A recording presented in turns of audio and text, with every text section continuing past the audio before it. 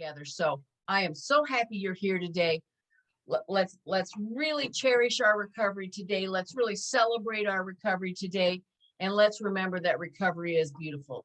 So with that, I'm going to turn it over to our first speaker, as Marc is here to share his recovery story with us. So thank you so much, Marc, and I'm turning it over to you. Well, thank you, Sherry.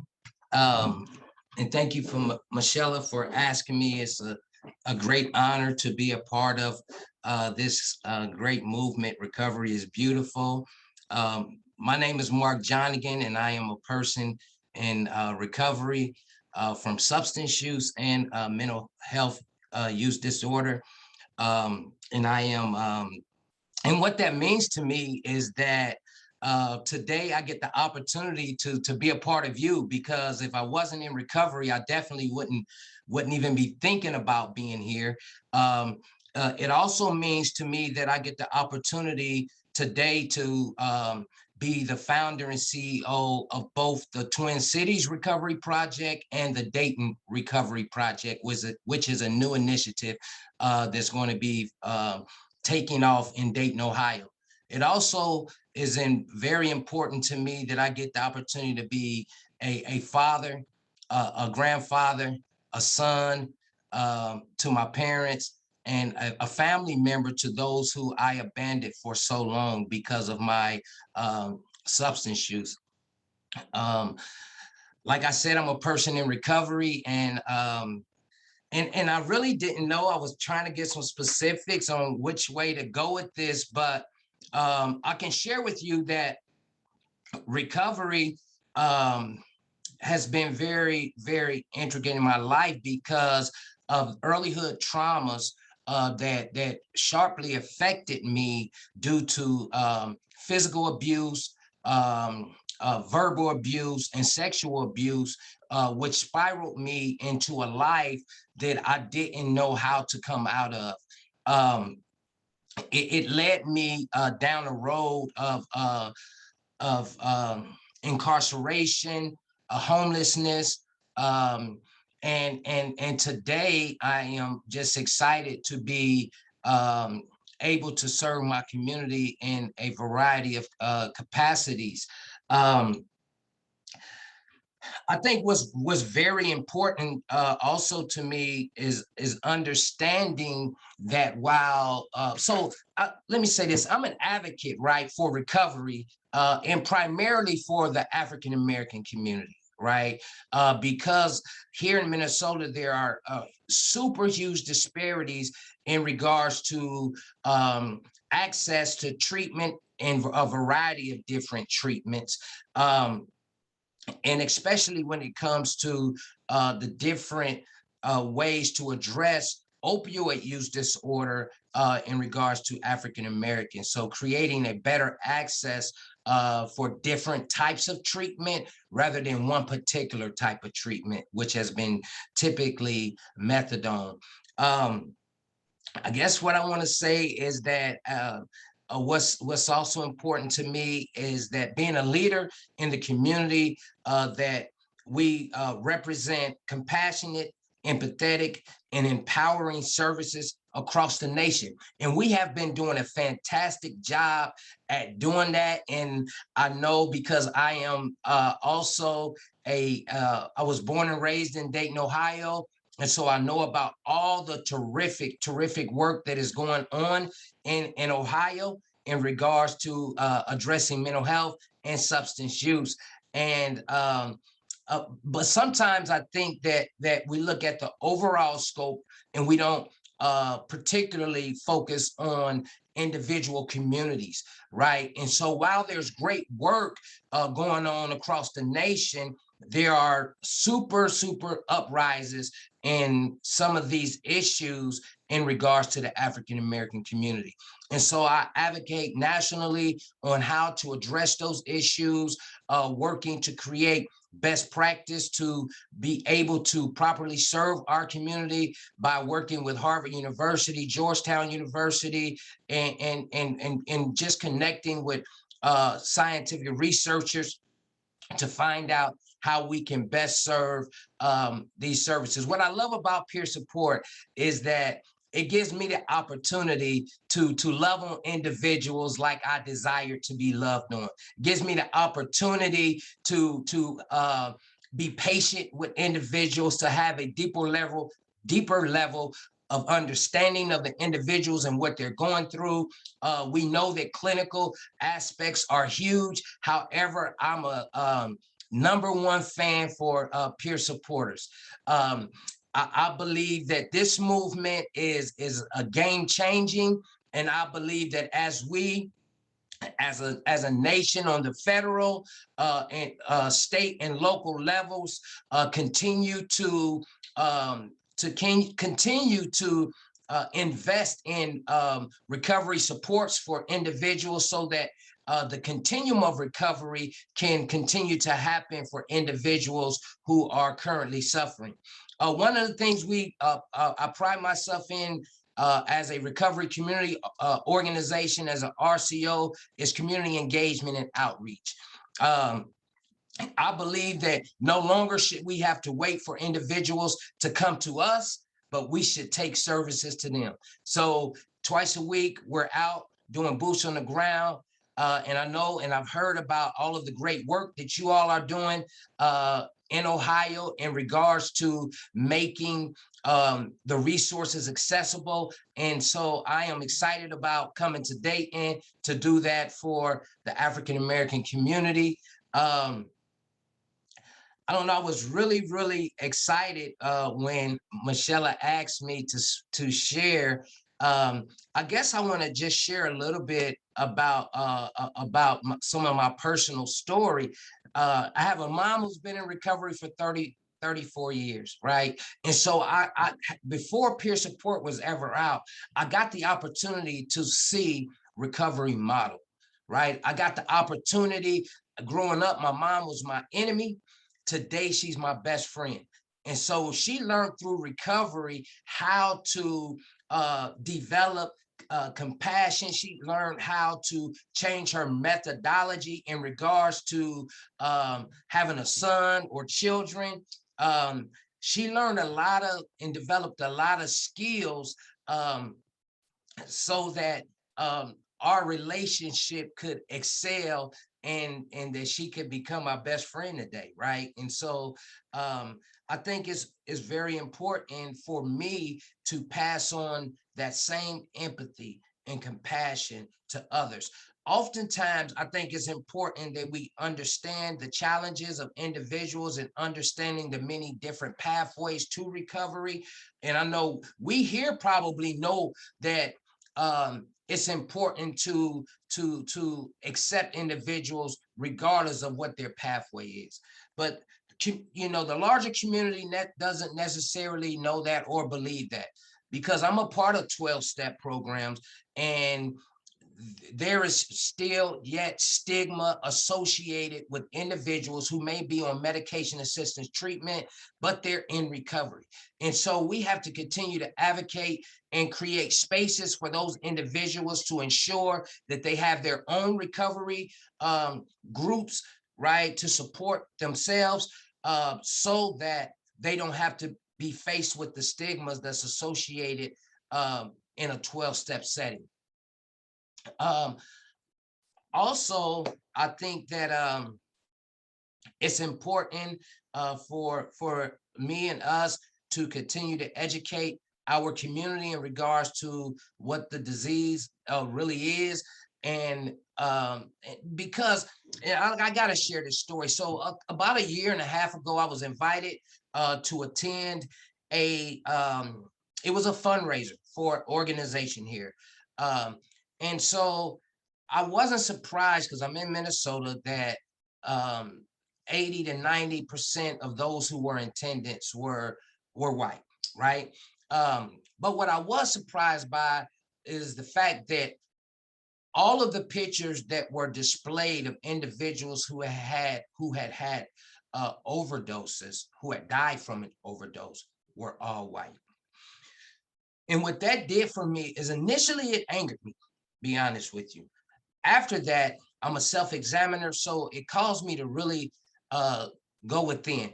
And I began to think about the fact that we don't generally have these conversations in our community. And then I began to think about, why don't we have these conversations in our community? And then it led me to the fact that because African Americans have typically been criminalized severely and penalized for substance use, that who wants to say that their family member died from an overdose? Because what that would do is that would signify that what has been portrayed upon the African American community or community members is true, that they're just addicts, they're no good, they're criminals, right? And so what that did is perpetuated me to begin to have community town halls to educate our community about the disease model, and that it's not a moral failing that individuals actually have a disease. And I believe that the disease of addiction or substance use disorder should be just classified just as if a person who has cancer, right? We don't just bring them to the hospital and send them away. We continue to treat them until they get better, until we can't treat them any longer. And that's the type of empathy and compassion that we need to have for community members who are suffering and struggling with substance use disorder.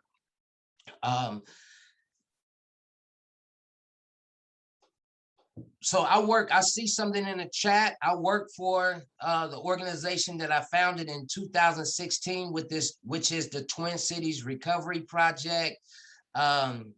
And so let me tell you a little bit about the founding of the Twin Cities Recovery Project. So what I began to see when I got here 11 years ago and I came here for treatment was that there was a repetitive cycle of individuals going in and out of treatment, in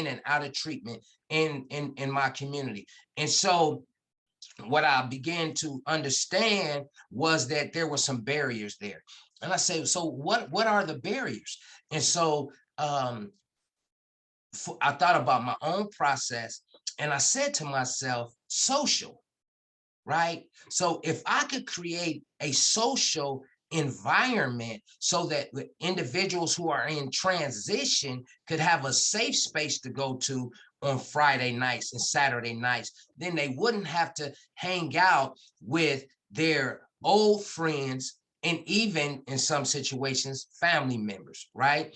And so, because we know that oftentimes an individual, when you come to recovery, you're so excited, you want to have a good time, and if you haven't made the necessary connections, right, then you can be challenged, and then you find yourself in situations that are not conducive, right? And so I began this social club in the basement of a church that I was in leadership at, and it became a blast. And we saw, and we still see, individuals who started coming to that social club began to sustain recovery because they were able to see a recovery model. They were able to see having fun and recovery was real and that you could do it. But they also was able to build relationships with individuals who had been in long-term recovery. And so then they began to build a life around that. And so from there, I began to partner with a housing organization so that we could create a outreach arm into the community. And so what we found out as I connected with this organization, that there was a huge need for grief and trauma. The residents in these housing facilities, they wanted to address their grief. And so we have an 8-week curriculum for grief and trauma. So that individuals, because we know 80% of individuals who have encountered substance use disorder have had tremendous amounts of trauma in their lives. And so as we begin to do that, we begin to see individuals open up and start to deal with things that they had buried for many, many years. And we created this safe space that individuals can begin to talk about those things and begin to heal, begin to be educated on the stages of grief. And what does it look like when I'm in shock? What does it look like when I'm just in anger? What does it look like right? When I get the opportunity to come to a place of acceptance and continue to move my life forward. Michaela, if you could tell me when I'm 4 minutes close, or just raise your hand, I'll slow down for you.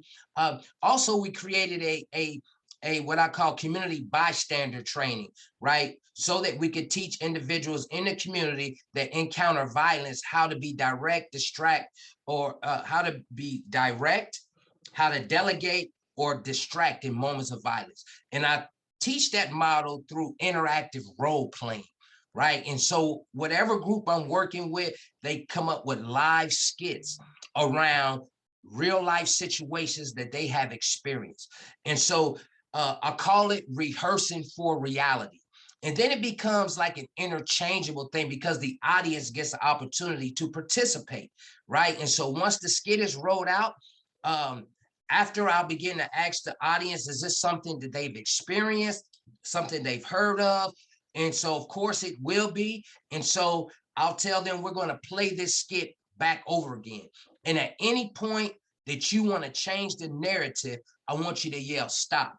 We'll stop. They'll come and take the person's place who's playing that particular role.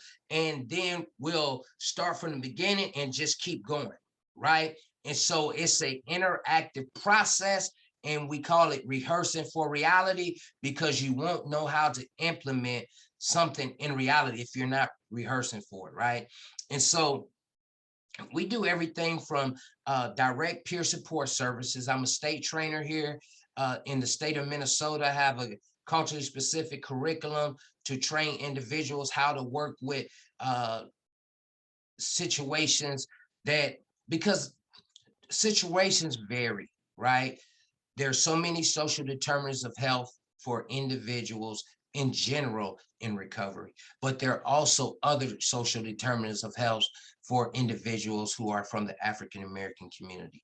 And so we want to be able to connect these individuals to the necessary resources that can help them meet their goals, that can help them continue to progress in their recovery, whatever that recovery process looks like for them. So I like to call my staff resource brokers. That's what I would like to name them, right? And so we have the social club on Friday nights.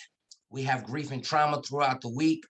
We have walk-ins where individuals can get connected to direct peer support services. We have partnerships to be able to connect individuals to transitional housing and even getting their first apartment. We have a bike ride every Saturday so the individuals can have fun and ride bikes.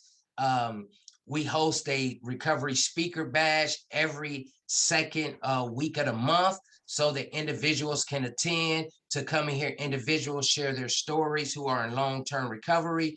And so the great thing about that is it enhances my recovery. I get to be a part of it. That's what I love about peer support. I get the opportunity to be a part of this great recovery movement that's taking place here in so many other places. And so with that, I'm gonna stop. I think it may be my time. I see the director came on. So thank you for having me. Thank you for allowing me to be a part of this great movement. Recovery is beautiful, and I look forward to future opportunities. Thank you. Thank you so much, Marc. That was incredible. It is amazing to hear someone with your experience and your insight, and personally just the energy that you seem to have about everything you have going on. It's wonderful to hear, and I'm sure everyone appreciates it as well. And I was watching the comments as well. People were bookmarking your site and your agency. And again, we really just appreciate your insight and your experiences, and it was very inspiring. Thank you so much. Thank you. Thank you for having me. Sure. I'm Terry Becker. I'm the Executive Director of the Tri-County Board of Recovery and Mental Health Services. We serve Miami, Darke, and Shelby counties over on the western side of the state, just north of Montgomery County. Marc, for your information. I am very honored today to introduce Director Lori Criss. Maybe you're on your way to being a doctor, I don't know. Director Lori Criss of the Ohio Department of Mental Health and Addiction Services. Director Criss has been an advocate for individuals in recovery throughout her entire career, and we appreciate her ongoing support of recovery initiatives and her daily commitment to ensuring that every Ohioan has access to high quality behavioral health services. And with that, I'll turn it over to you, Director Criss. Good afternoon, everyone. Can you hear me? So I'm up in Erie, Ottawa area today, and I literally just flew in the door of Sandusky Artisans about 3 minutes ago, and we got me set up on the laptop so quickly. I'm grateful to be able to join you, especially from a recovery center. It feels really right to be here and connecting with all of you in this way. As introduced, I am Lori Criss. I'm the director of the Department of Mental Health and Addiction Services, and I'm so honored to have this role.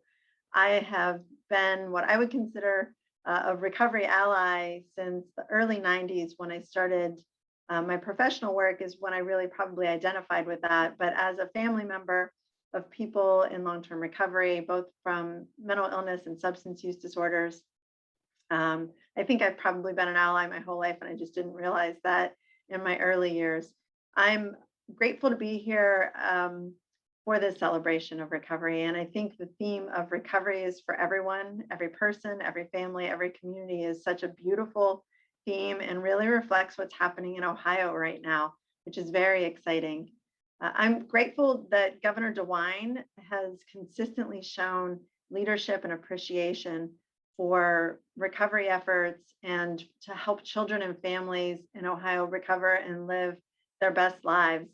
And we are and will continue to work for that full continuum of care, prevention, harm reduction, treatment, and recovery, and make sure that each has its place and opportunities and resources to grow and fully support people in their illness and their wellness, and really help people in their recovery path. The governor has been so dedicated to this work throughout his career, and I think with his Recovery Ohio initiative, he's really just brought this to the forefront. And that's helping in so many ways with the stigma of talking about mental health and substance use disorders, overcoming that, making it a priority to include resources and make sure our policies are supportive as well. And this year has certainly shown us the importance of family and friends and supports in our communities, and how they help each of us in our health and wellness and achieve recovery day by day. The challenge that we've had through COVID-19 with physical and emotional and social distancing and the fatigue that's setting in for so many of us during this pandemic in terms of, having to do things differently, really having to live life on life's terms, right? And not have that predictability over the long haul of what we intend to do next and how we intend to get there. But really, I've relied on recovery principles that I've learned from so many of you through your words, through your actions for decades now, to really take each day as it comes, to understand what I can change, what I can't. And that's been a really helpful philosophy for us to have at the department, and for me personally to have in my own wellness too. And what gives me hope right now is that even in these times of stress and change, all of you are still out there keeping recovery support services alive and available in your communities, whether it's through virtual sessions or in person, but making sure that recovery really is for everyone, every person, and every family and every community across Ohio is inspiring to me. I really think that you do the hardest work all day, every day, and we're grateful for that. From a department standpoint, we're incredibly supportive of recovery supports and initiatives, and that's something that has been a priority to me personally coming into this role. And I'm grateful for the team that we have at the department that's really serving and supporting all of the opportunities that are being created. First and foremost, peer support. It's something that the department has been invested in. We're expanding that in a way to include youth peer support, family peer support, and really grow those coaching, mentoring, peer support opportunities across the state of Ohio and that workforce as well. Also, opportunities for housing, as recognizing that having a safe, stable place to live that's supportive of your recovery goals is so important, especially for people newly in recovery, to really work through those early milestones with their goals and achieve them in a supportive environment as they continue towards being, successful and healthy and well in the community. And then employment opportunities too, or just meaningful engagement, that whole notion of home, health, purpose, and community, right? Being connected to people, to places, to volunteer opportunities, parenting, volunteering, whatever it might be that brings a person purpose. We have our supported employment team who's helping people explore that sense of purpose and get connected to meaningful ways to engage in community as well. And so I'm really grateful for what we're putting forward right now and the partnerships we're creating with all of you. We've been looking for new and innovative ways to support your work.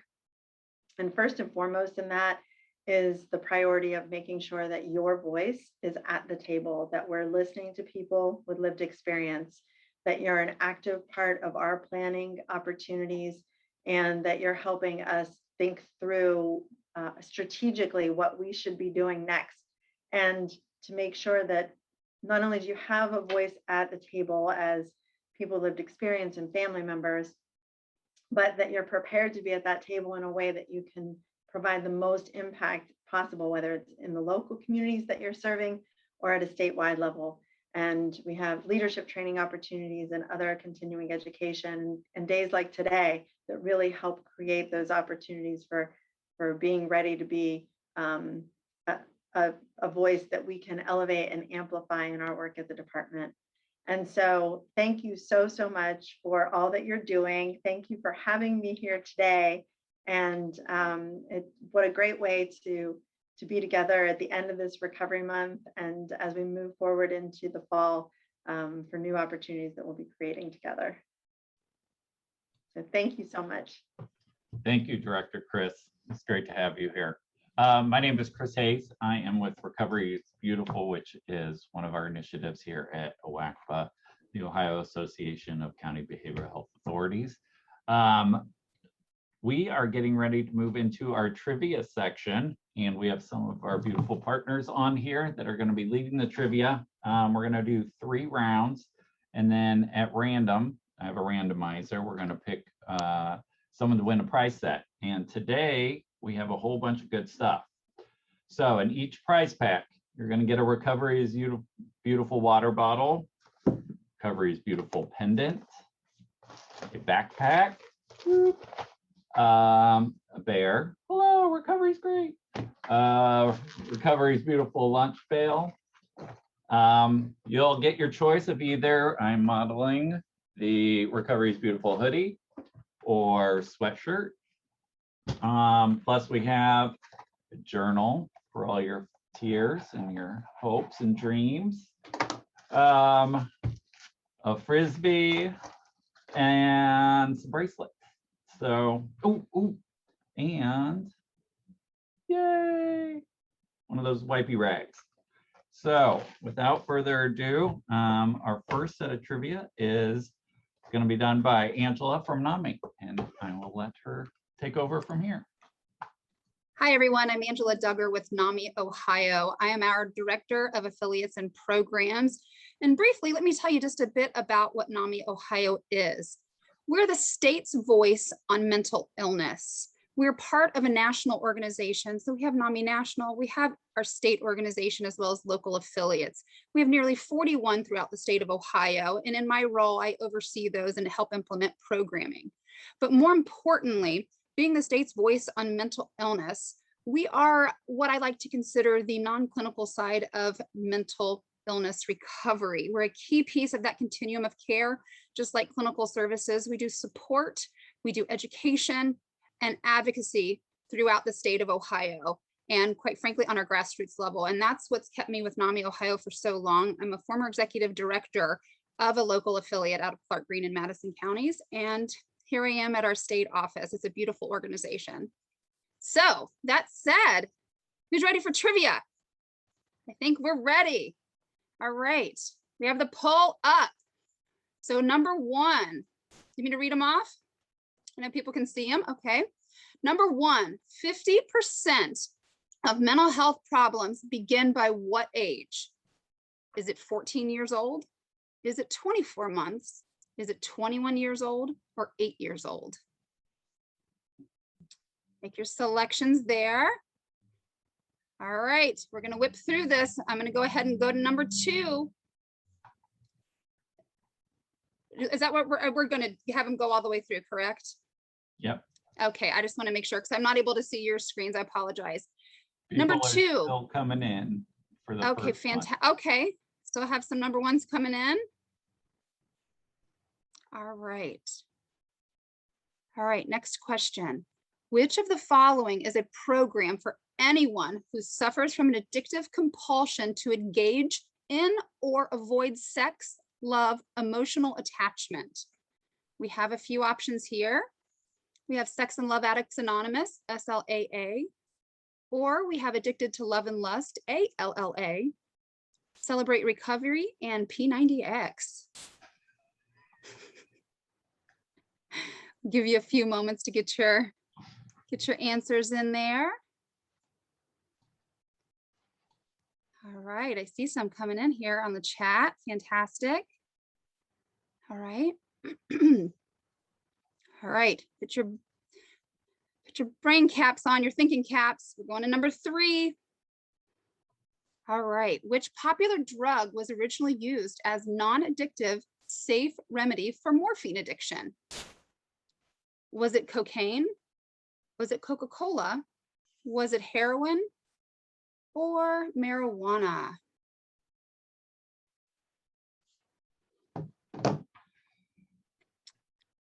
All right, I'm gonna give everybody a few minutes, a few seconds here.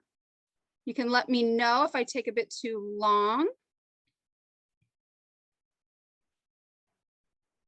All right. All right, a few more moments. All righty. We had somebody ask in the chat, how are we supposed to answer the questions? That should be in your polls. It should have popped up on your screen. Is that correct? That's correct. And if it didn't pop up, you can answer in the chat. Yeah, feel free to answer in the chat as well. I did see some folks doing that, but it should have popped up on your screen. Okie dokie, I think we're, oh, only the first 2 popped up. Give a little scroll, maybe with 2 fingers on your mouse pad. If you're on a laptop, scroll that up just a little bit. And there's a bar on the side as well. You should be able to shimmy that up and down. Okay, good. We do have some people that got the on-screen poll. All right. We'll call this a trial and error session for the next 2, right? All right, guys, I'm going to go ahead with the answers. If you are ready, number 1, 50% of mental health problems begin by what age? That would be 14 years old. Look at you. You got a lot of you got it right. I could see why folks would think 8, because that's when my daughter started exhibiting some symptoms of her illness. Oh, yeah. That makes a lot of sense. Good job, 44% of you. Yeah, that's awesome. All right, we're going to go to number 2. Which of the following is a program for anyone who suffers from an addictive compulsion to engage in or avoid sex, love, or emotional attachment? That would be A, Sex and Love Addicts Anonymous, SLAA. How do we do?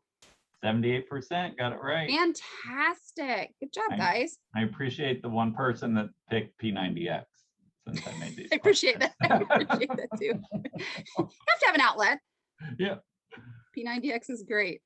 All right, number 3, which popular drug was originally used as a non-addictive, safe remedy for morphine addiction?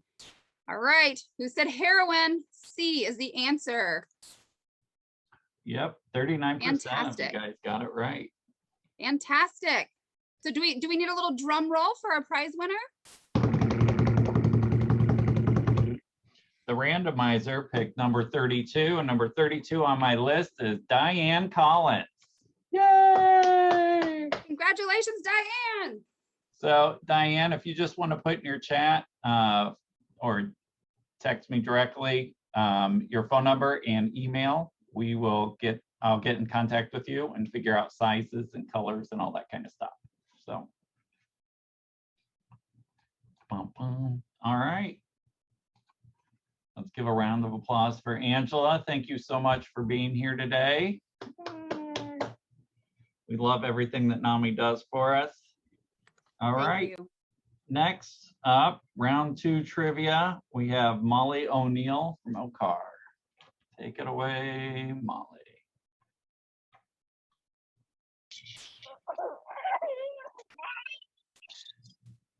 All right, so we have a little bit of an unhappy baby here, so please bear with me. She's not feeling very good, but she definitely thinks recovery is beautiful. I'm Molly O'Neill, and I am with the Ohio Citizen Advocates for Addiction Recovery. We are an advocacy organization, a statewide advocacy organization. You know what? I'm wondering if I could pass this to Michael and go after Michael when this little, Absolutely. thanks, Michael. Hey, good afternoon, everyone. My name is Michael Krauss. I am the Executive Director of the Ohio Peer Recovery Organizations. Ohio Pro, as you'll get to know, my organization is really intends to serve as a champion for peers and peer support services across the state of Ohio.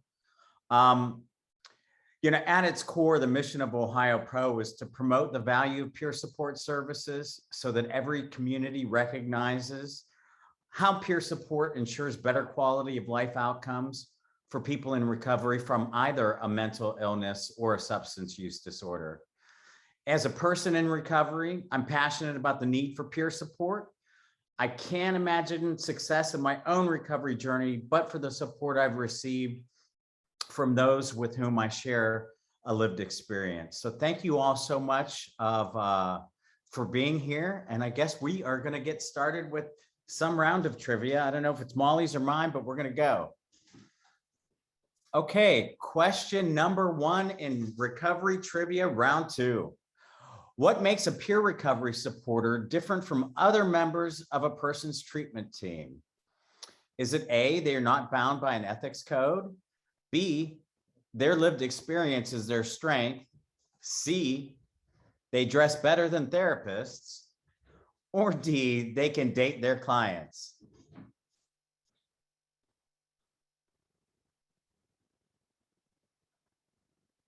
As those answers come in, we'll move on to question number 2. MAT is an acronym for what? Meat and tomatoes, medical alcohol treatment, medication-assisted treatment, or finally D, medically assertive therapy.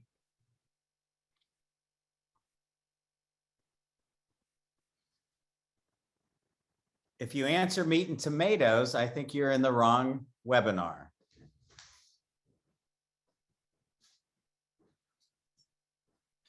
They could just be Italian. Well, true. Very true, Chris. And finally, our third question in round 2. Treatment works and people recover. There's but one choice here. A, true.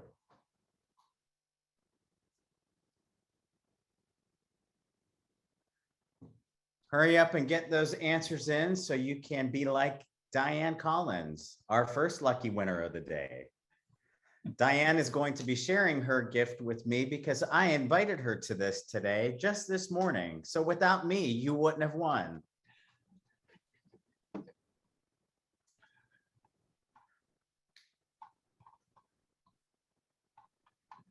So are we ready to go to the answers?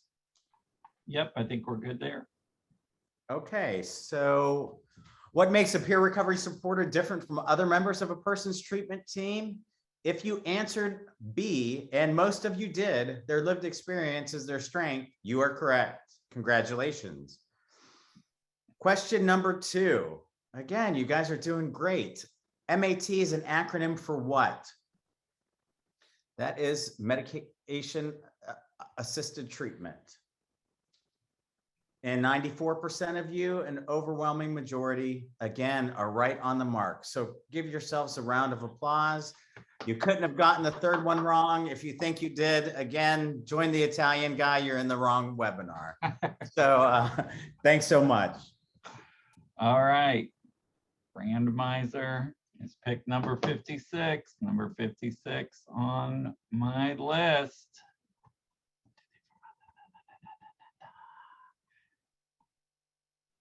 is Marshawn Butler. Marshawn Butler. You are the winner of a prize pack. So please, if you put your name or your phone number and your email in the chat, we will get that right off to you. All right, thank you, Michael. And now, depending on the baby. I'm sorry. Poor little Len is just miserable with a tummy ache today. Oh, I do that's want to okay. share. And If you want to give I a do minute want to speech share. about your organization, I can read the questions for you.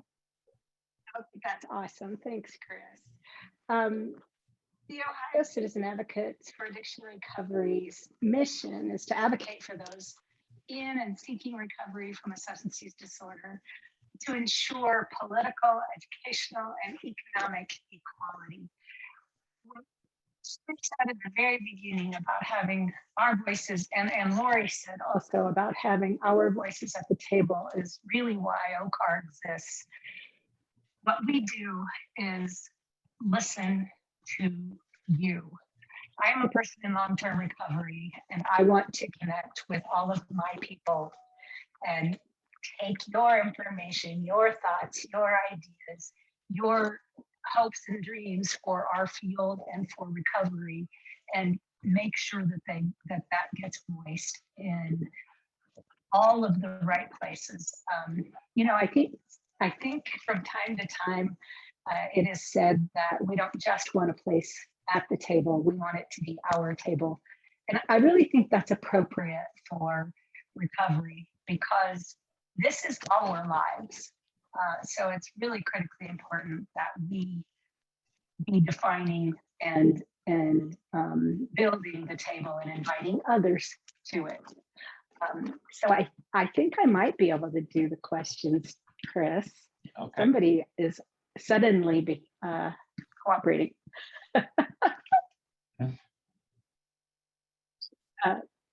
Yeah. Maybe not. Go ahead. Good try. Yeah. Thank you so much, Molly. All right. Recovery trivia round 3. Are you guys ready? Question number 1. Alcoholics Anonymous was founded by which 2 people? A, Abbott and Costello. B, Dr. Bill and Bob W. Sorry. C, Sonny and Cher. Or D, Dr. Bob and Bill W. Those answers in.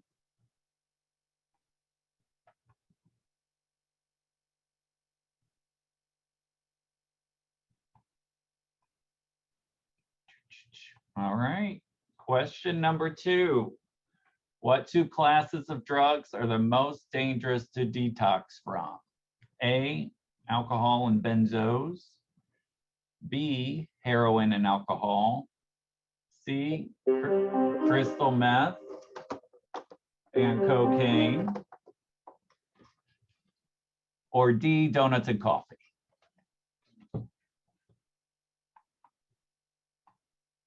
right.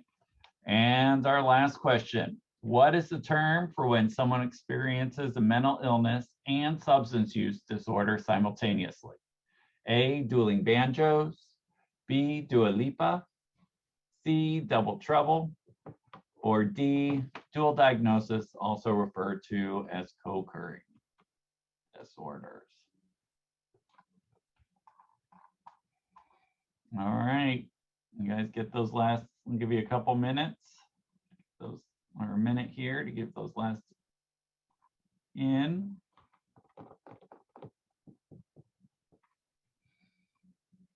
Okay, So number one, Alcoholics Anonymous was founded by which two people? If you answered D, Dr. Bob and Bill W., you were correct.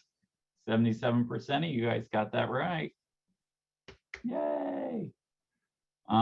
What two classes of drugs are the most dangerous to detox from? If you answered A, alcohol and benzos, you are absolutely correct. A little more of a spread on that one, but congratulations, the 53% of you. And 3, what is the term when someone experiences mental illness and a substance use disorder simultaneously? Most of you got this right, an overwhelming 99%. D, dual diagnosis, also referred to as co-occurring disorder. So thank you guys for participating in trivia. All right, let me use my randomizer. 97. So if I look at my list, Stephanie Kunkel, you are number 97 and the winner of the 3rd prize pack today. Congratulations. Again, throw your information in the chat. We'll get a hold of you and get this out to you as soon as possible. We have one more prize to give away, one more prize pack at the end of our session before we go to breakouts. So, but right now, I'm going to throw it over. We have another recovery story, and I'll let her do all the talking. But Ashley Kay joins us. Let's all give her a big virtual welcome. Yay! Hello. Hi, Ashley. Thank you so much for being here. No problem. I'm excited. So I'm from NAMI as well, but NAMI of Clark, Greene, and Madison counties. And we just like to do kind of the same thing, support and education and advocacy out here. Just a little bit smaller, but you know. So I'm just gonna read my story real quick. So my mom is in kind of recovery from a mental illness, and so my story is going to be about her and how her raising me has kind of impacted my life. So early memories of my mom were pretty normal. She took me places and we did fun things. We had a normal family in a small town with my stepdad. After they divorced, though, my mom kind of went into a spiral. She fell into a deep depression, and I didn't really see or talk to her for a long time. My dad was gone all the time. He's an alcoholic, and he was in and out of prison during my childhood. So my grandma took care of me pretty much, I mean, half of my childhood. My grandma was doing her best, but my mom was kind of hard to understand. So my family tried, but it's kind of difficult with what she's got going on. So basically, my mom's reality is different from ours. She feels things and sees things and hears things that we don't. In my mom's world, everyone is out to get her. There are people who want to hurt her, and things happen to her that she can't control. So she just had to keep me safe from all those things that go on in her head. So she isolated me a lot from the outside world. My mom pushed away family and friends and anyone who tried to help because they didn't believe what she saw in her reality. So when I was on my own, I would read and write and dream in order to cope with her paranoia. To the outside world, we often look like a normal family, traditional, middle class, but my mom was anything normal, anything but normal. In and out of jobs often. We moved around constantly. Our lives were just pretty unstable.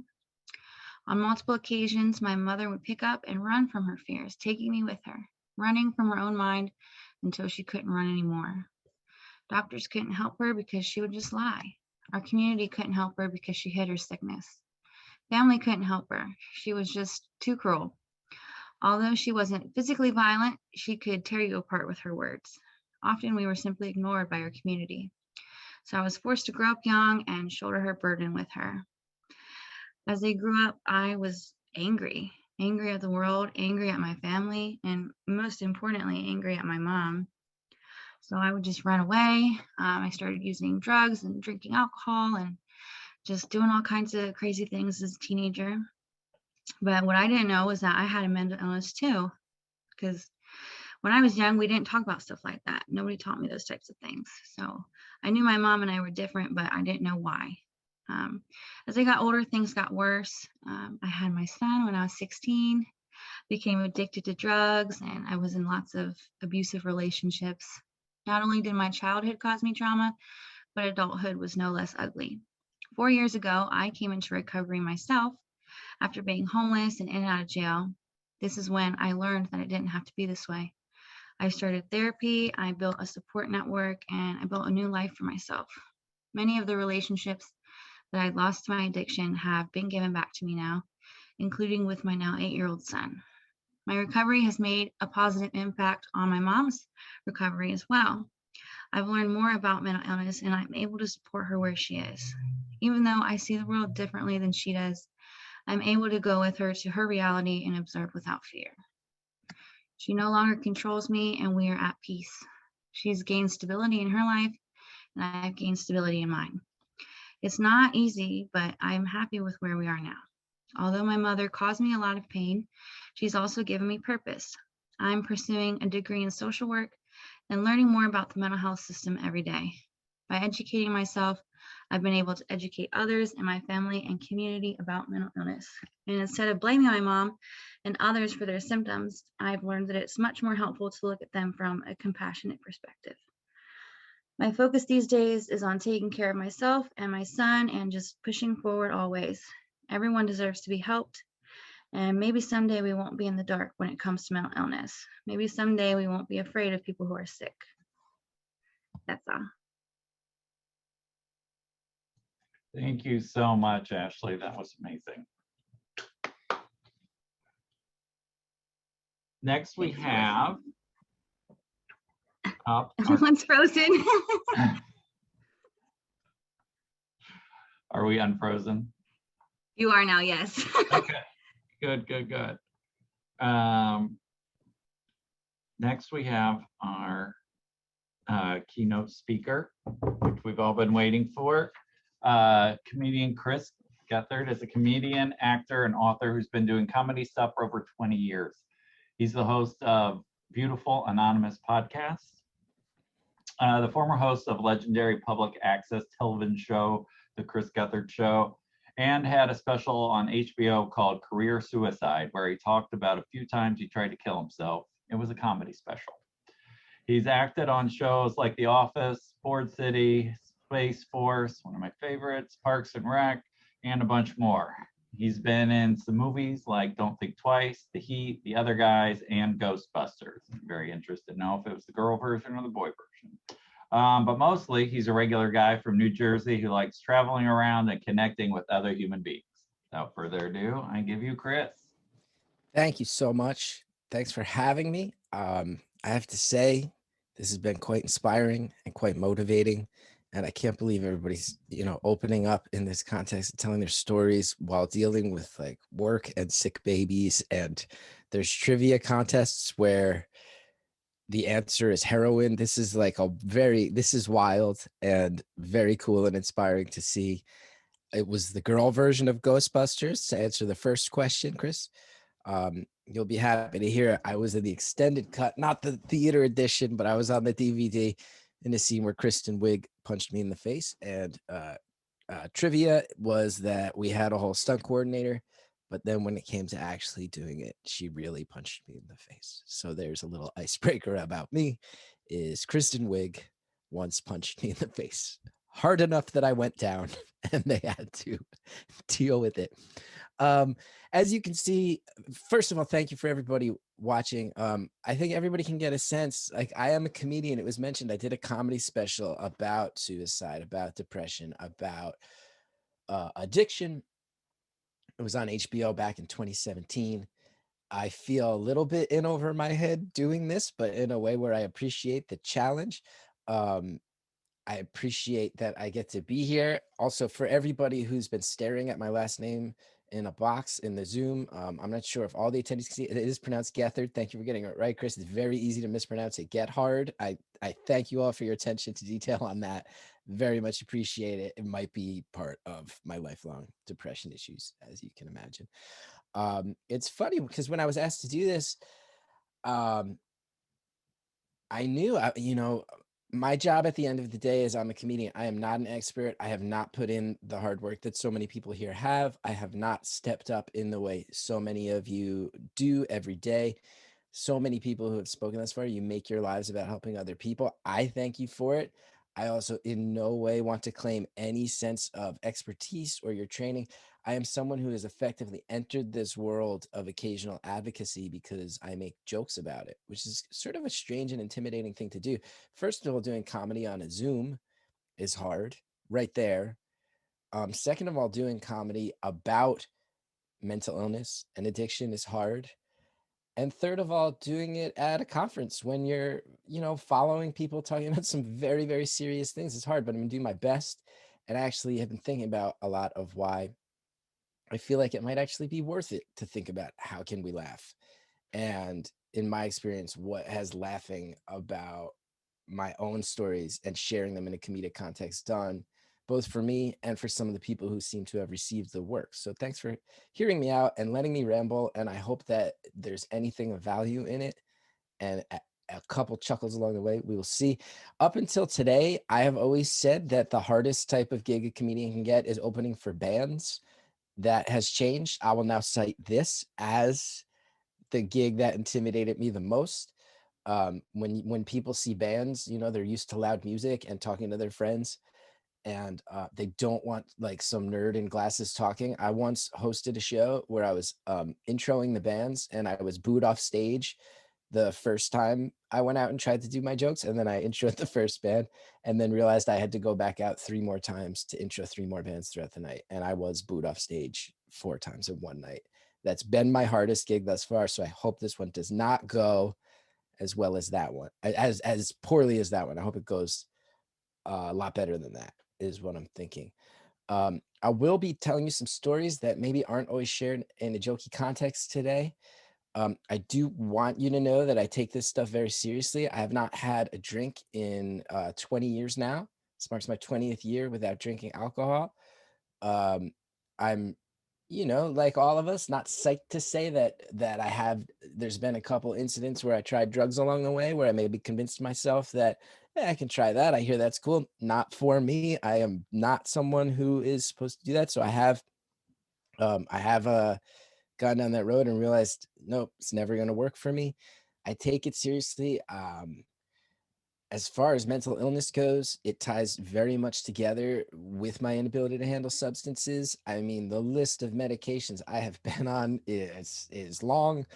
And I mean, Risperdal is the one that when I run down the list, people go, okay, you're for real. Okay, yeah, it's true. I had real paranoia. I used to think police were following me. It was a thing in my early 20s. Like, I take it seriously. It's had a very serious negative effect on me. When it comes to alcohol, part of why I stopped when I was as young as I did, I was 21 when I quit, was because I had seen it all over my family. I'd seen the effects, and I live in New Jersey. I am not an Ohio guy. I live in New Jersey, and if you do the research, the opioids have hit us hard out here too.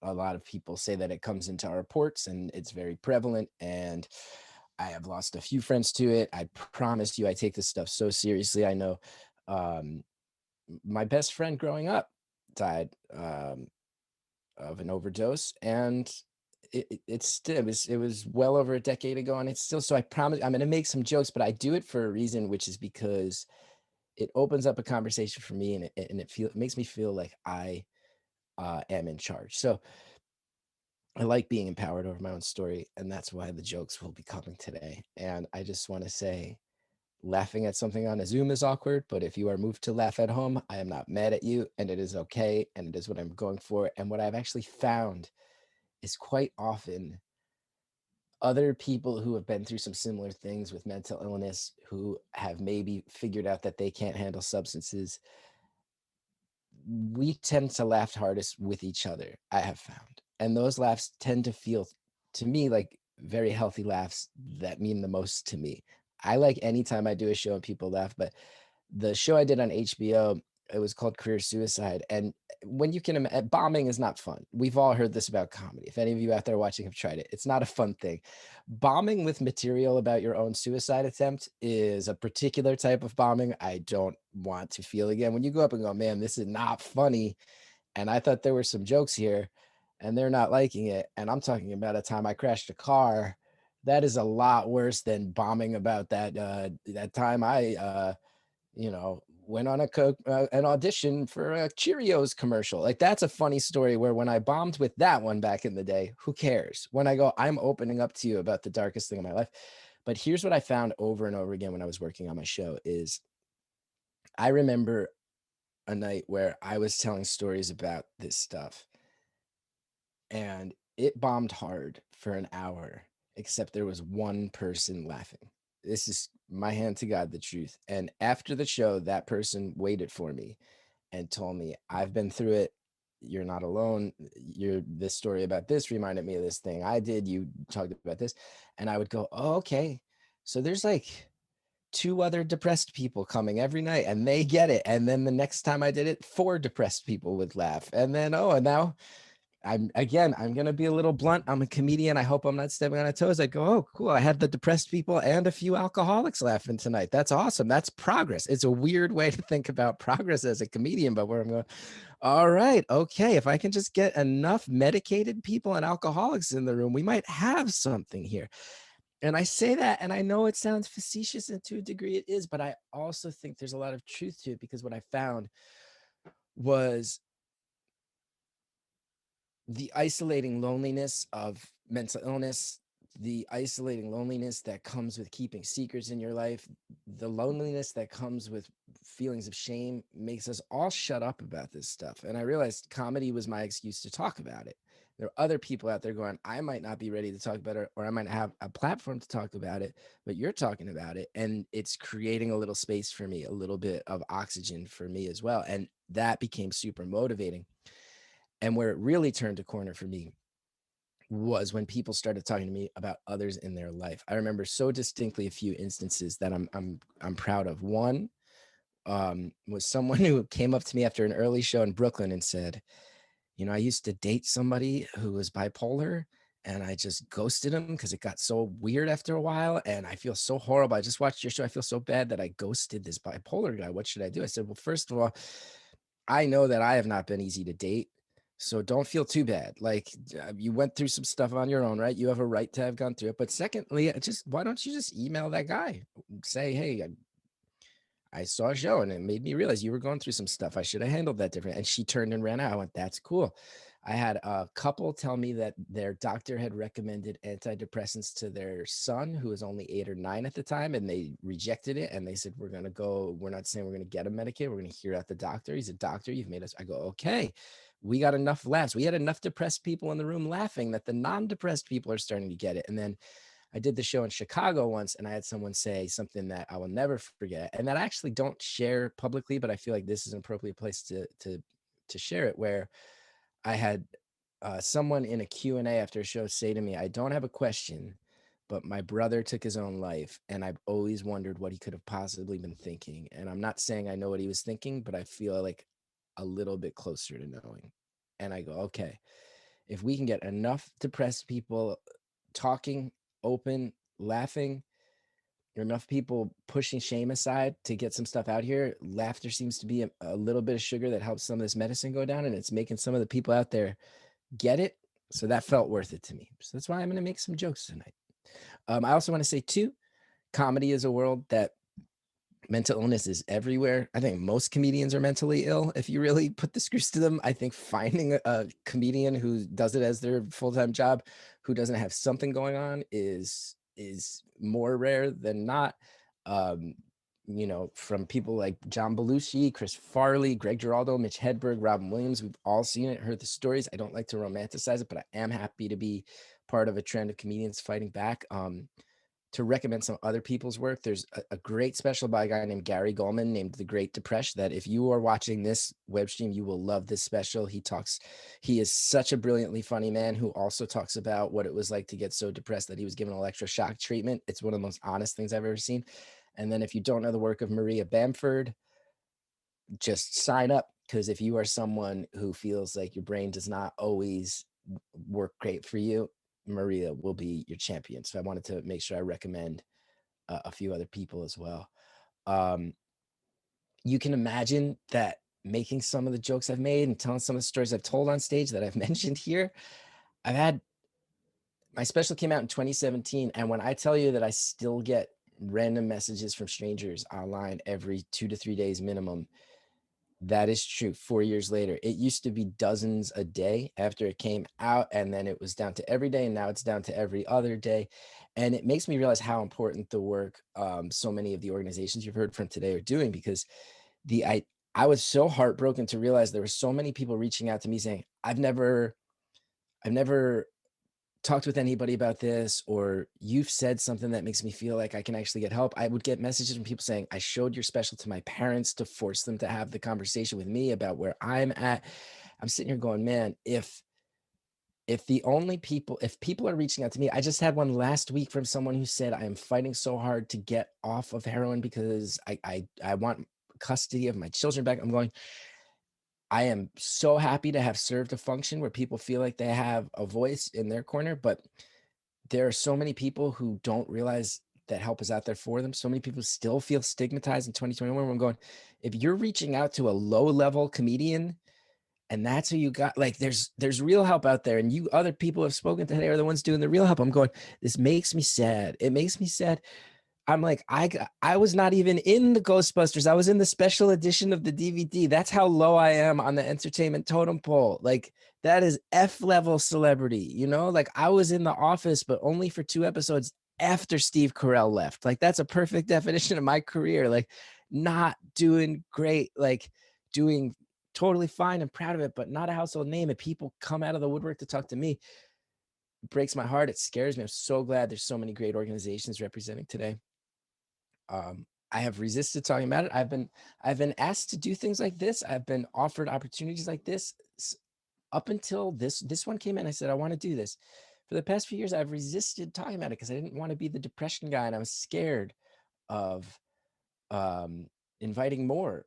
It's hard sometimes to be depressed and read other people's reactions to my stories. It's hard. Sometimes I'm having a bad day, and it's hard to realize, oh, if there's so much pain in the world, and I've made myself a little bit of a touchstone for some people with it, but this one felt right. And there's been some things in my life that I need to be honest about. Some good, some bad, that made it feel like, yeah, I think I would like to get in there today. This one felt like a good opportunity. So thanks for having it. Wonder if anybody else felt like one of the main things in the pandemic. Here's a thought I have not shared. Here's the thing. There's certain things I write down in my notebook. I go, no, I can't say that on stage. And then I look at what this event is. I go, yep, now is the time and place. I wonder if anybody else watching this would agree. And I'm sure so many people who work in the field, this has to be true. One of the real things about this pandemic, I mean, so much of it bummed me out, like, you know, the mass death and everything that comes with that and the world shutting down. But on a selfish level, it has shut down my ability to direct my addictive tendencies towards positive stuff. And I am really mad at that. I am really mad at that. Is there anybody else out there who used to have hobbies and activities where you'd go, if I'm being honest with myself, I'm addicted to this, and that's a thing I do need to work on and solve with in my case, my shrink, my crazy shrink, who I talked about in my show.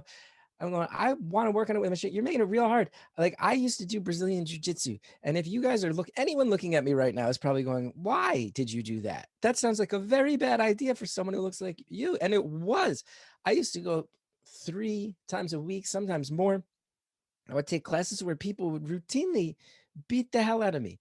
And that was a great addiction for me. That was a way better addiction and it's not healthy to have. And some of I'm telling you, like I go on the road, I do shows as a comedian, and I would find Brazilian jiu-jitsu gyms because I wanted to stay out of trouble on the road. You know, I don't want to wind up in a bar where all the other comedians wind up. Let me go find a class and do that.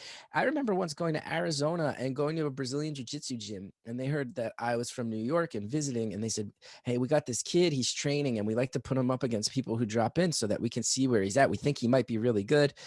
And I said, okay. And this kid started fighting me and started really whipping my ass.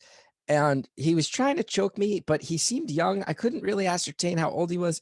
And I was like, I really don't want to get choked out by a kid.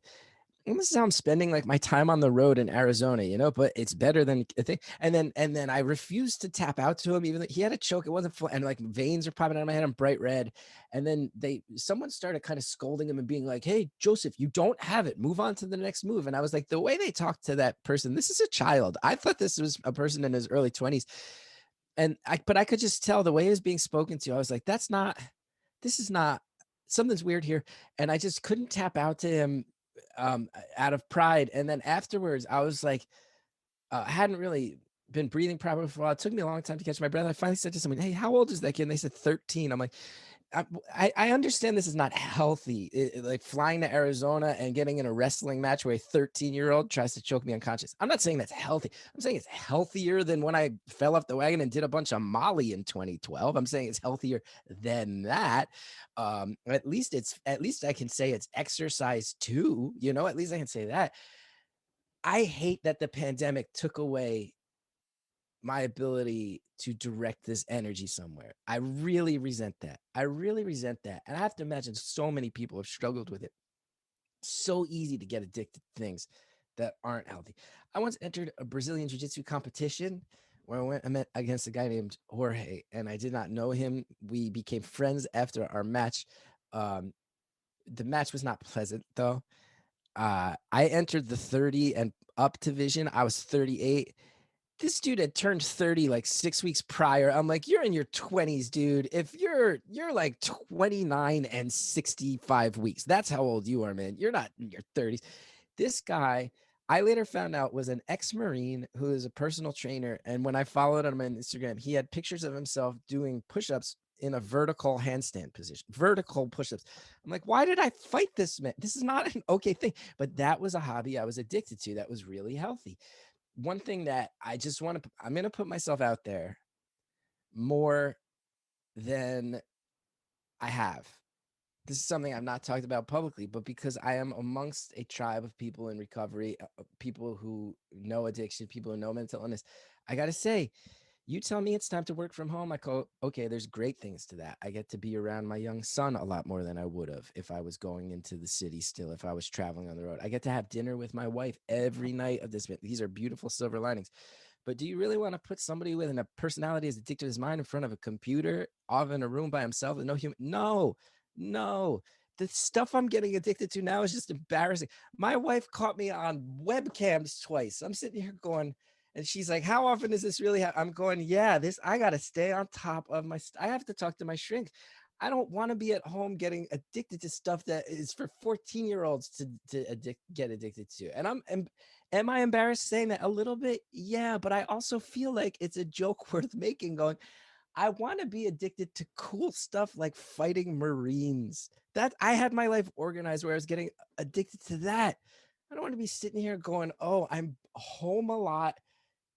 I bet they're going to someday do a study that says so many people got addicted to things like that in the pandemic. And I just go, oh my God, man, like, what am I doing?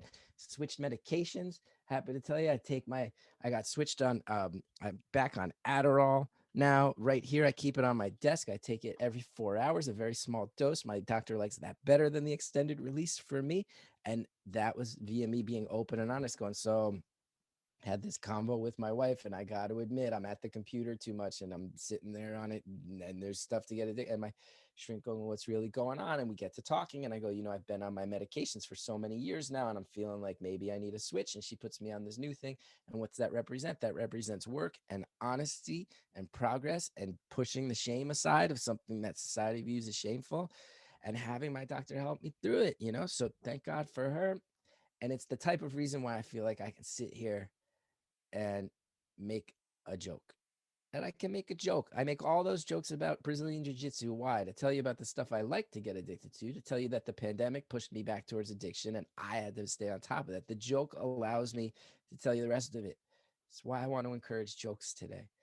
My shrink, if you ever watched my special or if you go back and watch it, you will see there is a running theme of me talking that she is very non-traditional. She does not necessarily love things like rules or standards. This is not for everybody. but she really works for me. I talk a lot about it in the show. She has tried to incorporate numerology into my therapy. I had to tell her, no, I'm not. Let's just stick to the more science-based stuff with me, please. There's been, if for anybody who wants an update, whether you've seen it thus far or you watch it, you'll be happy to hear she still lives in Mexico. A lot of people used to tell me, oh, you're doing like therapy on Skype. That's been a victory for me. Years ago, even 2-3 years ago, people were like, you talk to your therapist on Skype and she's in Mexico? I don't know if that's cool. And now I'm like, now we all love it. Now everybody's doing their therapy on Skype. I was ahead of the curve yet again. I was a trendsetter on that one. My doctor's, what was viewed as somewhat professionally questionable shadiness 3-4 years ago is now industry standard. And I was right there in the rhythm of that. She spends most of her time in Mexico. She lives with, this is true. Every session we talk a lot about me. And I also check in with her and I ask about her bird because she adopted an injured pigeon and she lets the pigeon live in her house and it just walks around and poops on the floor. And we talk about it a lot. And the pigeon has become kind of a major tool in my therapy. And I've come to learn that the pigeon and the things it's dealing with and its struggles actually have a lot of practical applications to my own. So yeah, everybody go get a weird shrink. That's, I think, part of what I'm saying here. Okay, some other things I want to put out here. Some things that I feel comfortable laughing about in this community that other people maybe aren't comfortable laughing about. Again, with the idea that I think there is a purpose to maybe talk about some things that feel a little taboo and try to find a laugh. I wonder if anybody else has had this, and this has been accentuated in the pandemic. You ever have a time where you're sitting, like for me, working from home, I used to be around people a lot. I used to go out and do comedy shows, go from show to show. You see different 4 or 5. One of the really nice things about what I do, I don't even see the same set of people. I cross paths with different people, different nights of the week. It's fun. It's exciting. It helps with the ADD, the OCD stuff, right? Get out there, run around. Now you're sitting in a room with your thoughts, and that's not always good for people like me. And I wonder if anybody else has had what I would call pandemic thoughts, where you just have something pop into your head and you go, I didn't used to think about that when I had life in a regular rhythm and distraction. I was once sitting trying to think of joke ideas, and I was just sitting there, and the following phrase popped into my head. And I love that I'm in an environment where I could say this while laughing.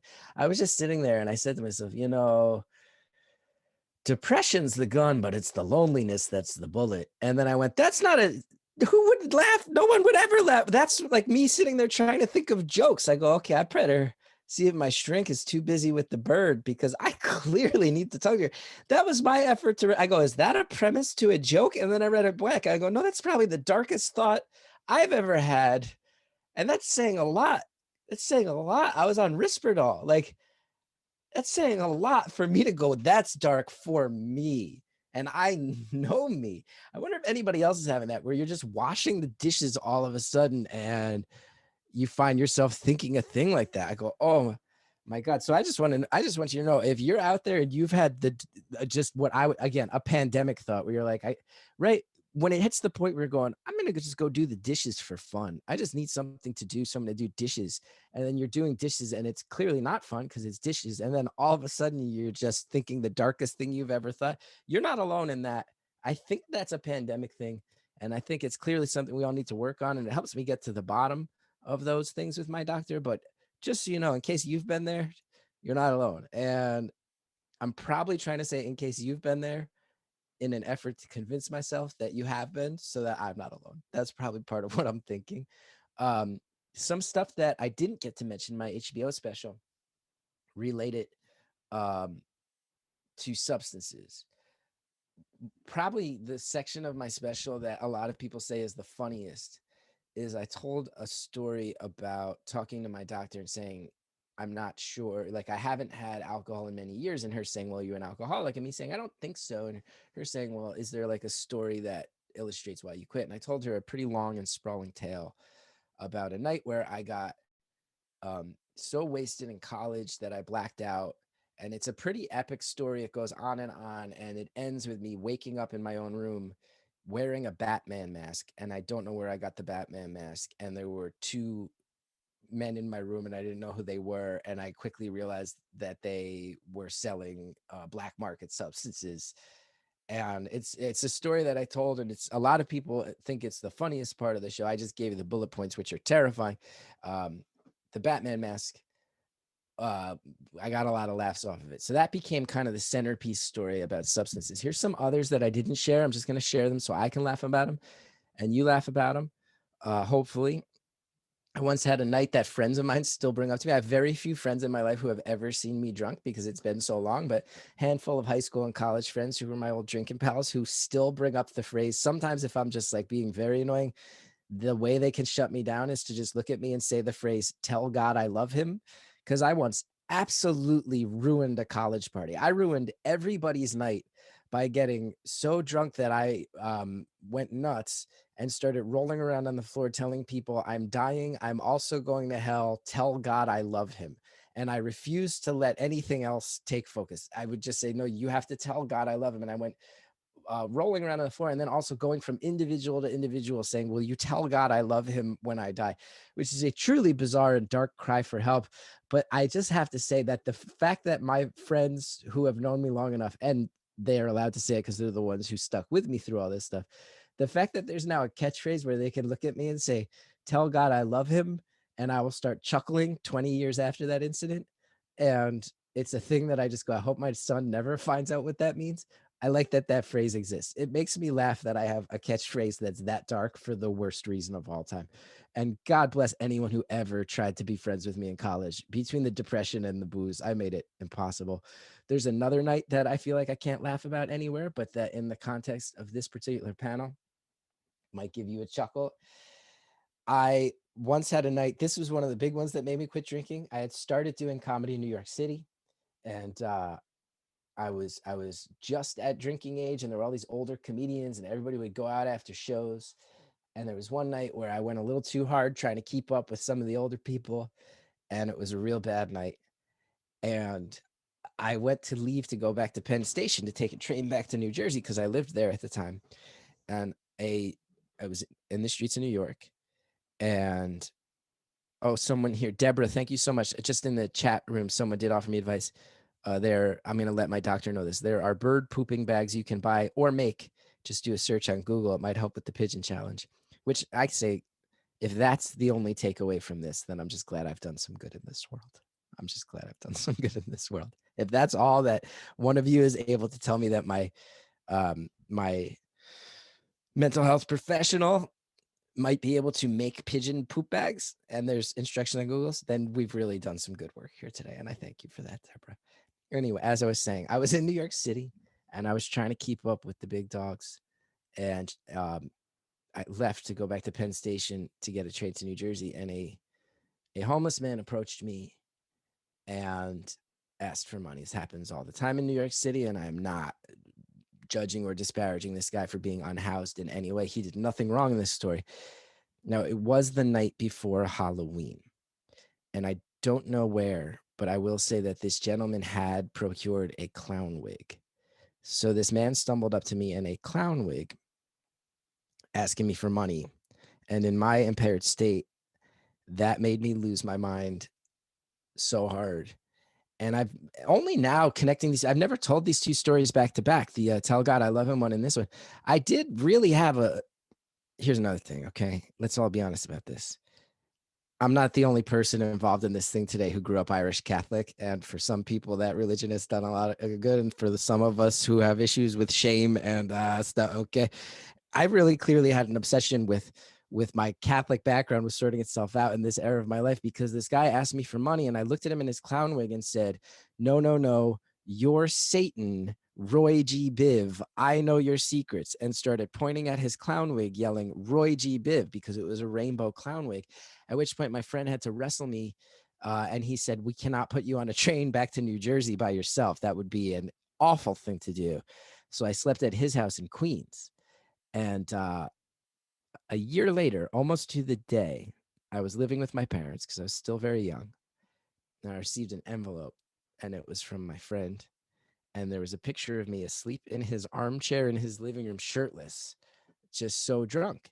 And I'd rarely seen pictures of myself drunk. And I said, wow, that was a bad night. And that was a motivating thing because I had already stopped drinking at that point. And it really made me realize this is my older friend who's a comedian kind of giving me the business and messing with me, going, I took a picture of that night. Look how funny this picture of you is, like messed up, passed out in this armchair. But I knew this guy well enough to know how much he really cared for me.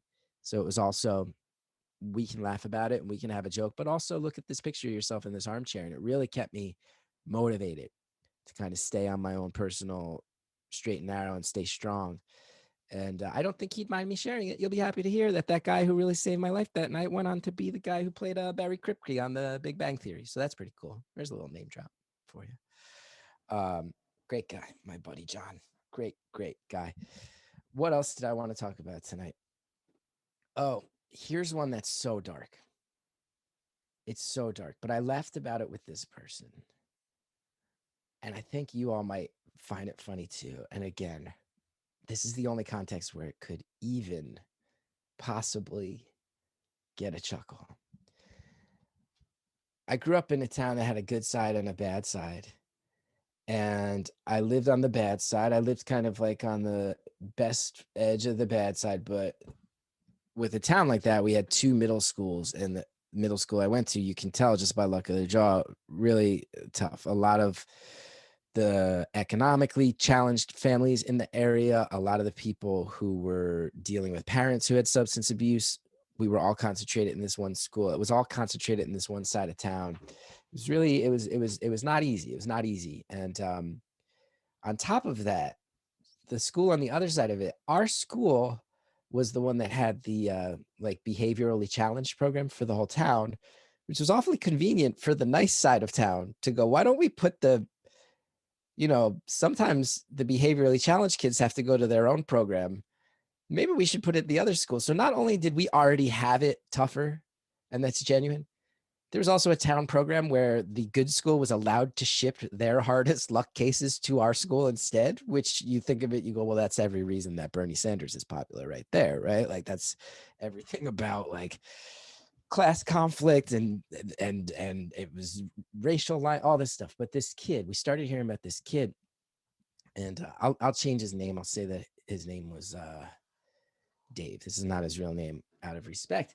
This kid started causing trouble in town, and we started hearing about him. We all started hearing Dave is coming. This guy Dave is getting sent from Roosevelt School. He's coming over to Edison School. Like you'd hear about these kids who were bad, who were getting sent to come to our school now. And you go, okay, this guy Dave, he's really crazy. He's really weird, and man, it's dark, and he's been doing all this bad stuff, and he's messed up. And this guy Dave got to school, and actually, what you realize even as a kid, which so many of us do, and Ashley's story was actually pulling at my heartstrings because I grew up around a lot, you know, with my own story, and then also around a lot of families where you go, actually, okay, what's happening? And even in 7th grade, I can see this, is that this kid has a really hard life and there's nobody looking out for him. And he's got a lot of problems at home.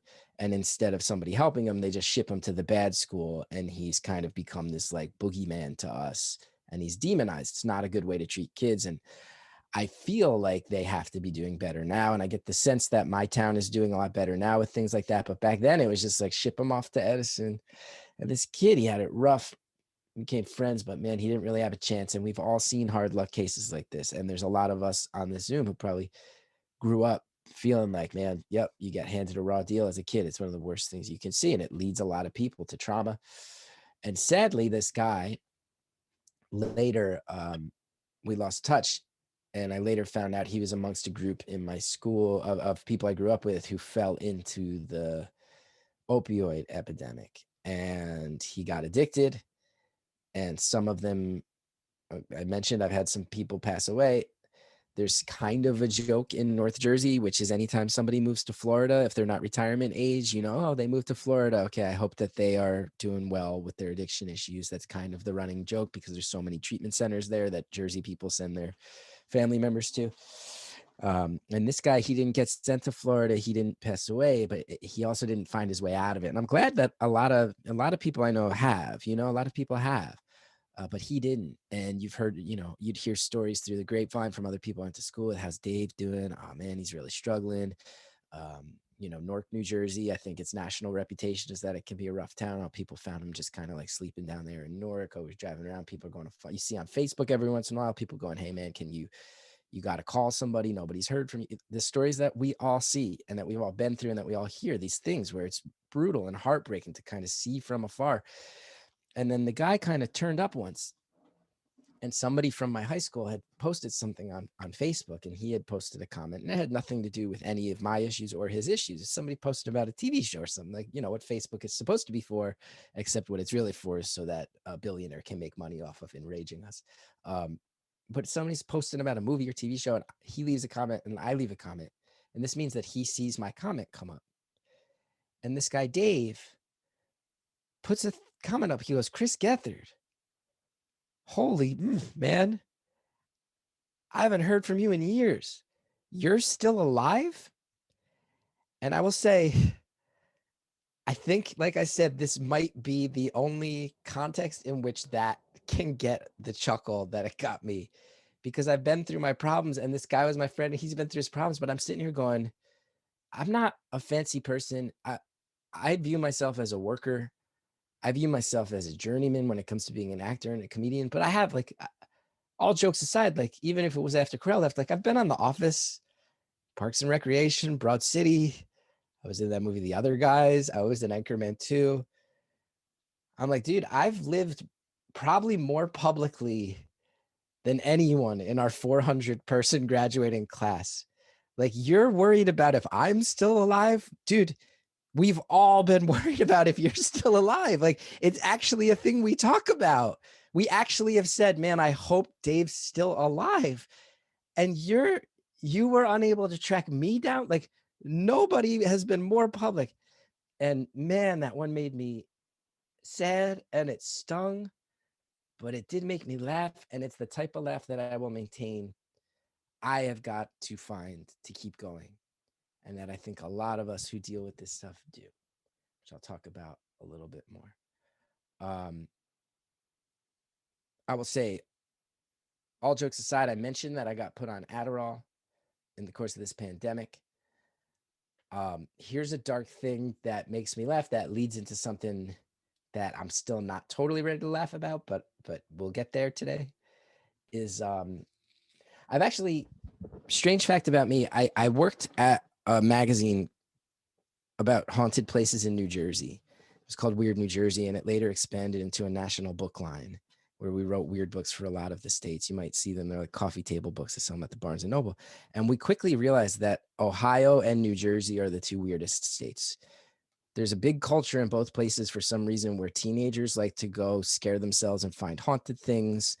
And like certain parts of Ohio, I know there's a big story called the Melon Heads outside of Chagrin. You got the Mansfield Reformatory. And another thing we both have is for some reason, there's a lot of abandoned mental hospitals, and we like to sneak into them when we're kids and we scare ourselves. And I can see, I on the back end, I can see the other Criss is nodding like, yeah, that's a thing. And it's a thing, you hear all these stories. Oh man, like the patients had nowhere to go and they live in these tunnels underneath it now, or like, oh, there's ghosts if you go up into this one room up on the 3rd floor. We used to go and break into the abandoned mental hospitals. And that was just what we did for fun in New Jersey. Ohio and Jersey have a lot in common. I'm pretty convinced that there's something culturally that leads to teens who like to drive around scaring themselves in states that are kind of small and dense with a lot of suburbs around some cities that have had their struggles. And I think Ohio and Jersey both have that in common, some industrial cities that are fighting the good fight, and then a lot of suburbs in rings around them. It's wild. We've also got someone else from Jersey here, Michelle. Hello. I'm sad to hear you have people that live in that Jersey tale as well. And someone is talking about how they had someone get in I saw a child get stabbed in the foot at a haunted house, which is fascinating. And I had to get distracted by that because how could I not? And at the same time, that is wild. And anyway, so we used to go break into the abandoned mental hospital and scare ourselves and look around and whatnot. Now, I moved back to New Jersey from New York last year. I had a child. I have a mortgage. I sit here and go, I'm in the entertainment industry. That's a pretty cushy life. It's fight hard to make it happen. But I feel like there's so many podcasts and shows where comedians talk about how hard it is to be a comedian. It's not. There's like coal miners in this world. There's factory workers. There's like union carrying people. And I'm well aware of that. Like I don't work in a foundry. It's not hard. So I'm sitting here going, man, if I have felt this much financial stress and this much pressure to support my family, and I'm in a pretty cushy industry, can't imagine what it's been feeling like for people who aren't in the cushy industries. And I'm aware of that, but that being said, all of a sudden about half my income goes away when live entertainment shuts down. I can't do any live shows. There's no acting work to be had anymore. And I'm fighting the fight. I got this mortgage. I have my son, and I get my health insurance through these acting gigs. And all of a sudden I don't get enough. And for the first time in 15 years, I don't have health insurance. And I'm working from home, but I sit there panicking in writer's block. I wind up just sitting there looking at Reddit all day, getting mad at stuff on Twitter and Facebook all day. Like I mentioned, these webcams are coming into play. There's all this stuff happening, and I was slipping pretty hard. And I was talking before about how I switched medications, but you don't do that unless there's a point of crisis. And there was a day I had where I go, I have to admit to myself that things are a little bit out of control. I have not been honest with myself about that. And that means I haven't been honest with my support structure about that. That includes my family. That includes my doctor. I've not necessarily been telling them the severity of this. Part of it is the ego and the pride that we all face, right? I have not felt this bad in 10 years, and I don't want to admit that I do now. I'll get through it. That phrase, I'll get through it, which has just become such an enemy to me in my life. I don't need to get through anything. I have a doctor who I pay to help me get through stuff. I have family who wants to help me through stuff. I don't need to get through it, but I fell into that sort of like ego machoism that's so dangerous. And I realized I might be breaking, and it has caught up with me. And I had just moved to this new area, and I had a sad moment where I go, I need to get in touch with my doctor in between sessions. And if she's not available, I think I need to just know where the nearest mental hospital is, because I think I need to make plans to get somewhere, because I don't think I'm in great shape. So I go to Google, and it's a very sad and grim moment where I look up, go to Google Maps. You go on Google Maps, you want to type in restaurants nearby, you want to, where's the dry cleaner? And then I'm not the only person watching this, I bet, who has typed in where's the nearest mental health facility? Where's the nearest mental hospital? And wouldn't you know it, it pops up that the nearest one is Greystone, which is half opened and half abandoned. And I used to break into as a teen for fun. And if that doesn't make you laugh when you deal with mental illness, I don't know where I'm just going, oh no, I used to break in there to get scared for fun.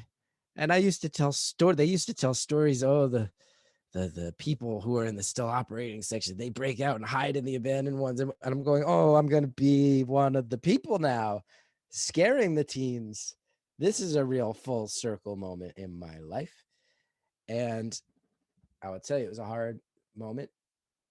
I did kind of have a dark chuckle even as it was happening. Luckily, my doctor got on the phone with me that night, and we spent a few hours, and she heard me out and said, I don't think you need, she said, I think you're in really bad shape, the worst I've heard you in a while, but I don't think you need to go to a hospital. And now that you've put it on the table, keep an eye on it. I had been talking to her once a month, maybe twice a month. We've been talking every week again since late August, September, around when this happened. So for the past year, putting in the work, new medication, new schedule. She put me back on the Adderall. I had tried it years ago, but had started abusing it, started taking it like jelly beans for fun. It was not a cool move. I had to promise her I wouldn't do that, and I haven't. So it was one of the scariest nights of my life, but I can already tell you it was a year ago, and I already think back to it and I go, now I get sad. I had a very, very sad moment where I picked up my son, and there were 2 songs at the time that used to make him fall asleep. And I went into my yard with him, and I just sang him those songs while I was waiting for my shrink to call me back. Because I'm going, all the things that we all stress and worry about when we're having our moments where we feel like we might be slipping again, right? Where I'm going, okay, I know if I go and check myself in, it's not up to me when I get out, and I might not be able to sing them to bed anytime soon. Let me sing them those songs again. It was brutal. It was so sad, crying, singing these songs to my son that he loved. And I think about that and it hurts, but I can tell you honestly, I also think about the moment where I realized that I was, in the process of deciding if I should be a patient at a mental hospital that I used to break into to scare myself for fun.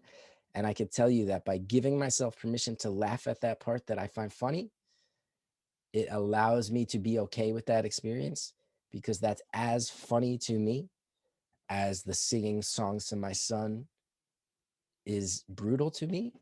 And because I give myself that, it allows the shame to go away and allows me to talk to you about it here today. It's the reason why I keep pointing out why laughter feels inappropriate, but we have to allow it to happen. And again, that's not a professional opinion. I'm not trained, and many of the people here I might sign off this thing, and people might go, don't listen to any of that. But I will just say, if you laugh at this stuff, understand that that's you protecting yourself. I mentioned before that this one felt like it was worth doing, and a lot of it is because of what I just told you about last year. And a lot of it is because I have a son now.